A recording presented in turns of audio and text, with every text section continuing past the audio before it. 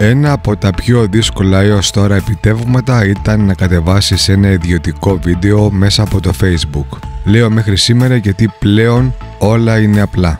Υπάρχουν πολλές εφαρμογές, πολλά web προγράμματα που μπορείτε να επιτύχετε το σκοπό αυτόν. Σήμερα θα δούμε έναν από αυτούς που προσωπικά το έχω δοκιμάσει και λειτουργεί άψογα. Μπορείτε να κατεβάσετε βίντεο και από τον υπολογιστή και από το κινητό σας ακριβώς με τον ίδιο τρόπο. Πάμε να το δούμε.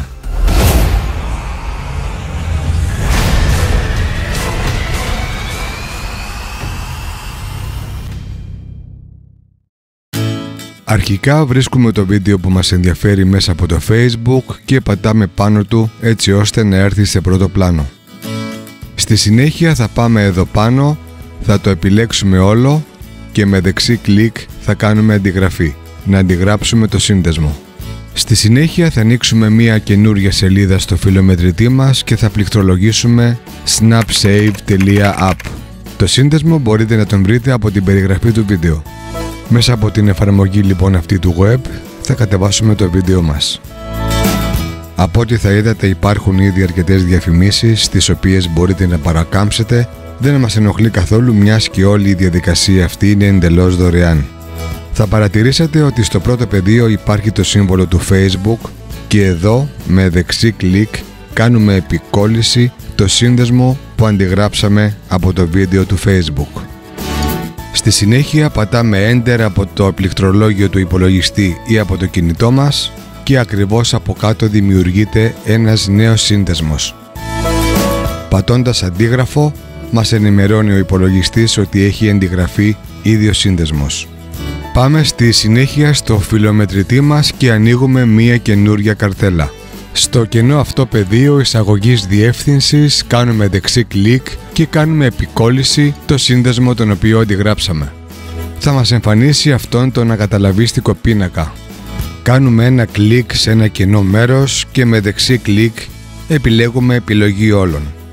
Η συντόμευση στο πληκτρολόγιο είναι Ctrl-A. Αφού λοιπόν τα επιλέξαμε όλα και έγιναν μπλε, πατάμε σε οποιοδήποτε κομμάτι του μπλε, δεξί κλικ και κάνουμε αντιγραφή. Θα πάμε στη συνέχεια και θα βρούμε το Snap Save, τη σελίδα που ανοίξαμε πριν από λίγο. Το τρίτο και τελευταίο βήμα το οποίο μας απέμεινε για να κατεβάσουμε το βίντεο είναι στο κενό πεδίο αυτό να κάνουμε δεξί κλικ και επικόλληση. Πατάμε download και περιμένουμε λίγο ανάλογα με τη σύνδεση του ίντερνετ που έχουμε. Και το βίντεό μας είναι έτοιμο προς λήψη. Εδώ βλέπουμε αρκετές επιλογές με τις οποίες μόνο δύο λειτουργούν. Το audio, δηλαδή μπορούμε να κατεβάσουμε μόνο τον ήχο από το βίντεο και την έκδοση SD, ήχο με εικόνα μαζί. Οποιαδήποτε άλλη επιλογή μας βγάζει το μήνυμα αυτό που βλέπετε. Δεν μας απασχολεί όμως αυτό, μιας και η ποιότητα που θα κατεβάσουμε θα είναι ακριβώς η ίδια ποιότητα με το βίντεο που υπάρχει στο Facebook. Πατάμε λοιπόν download, αποθήκευση και το βίντεο μας κατέβηκε.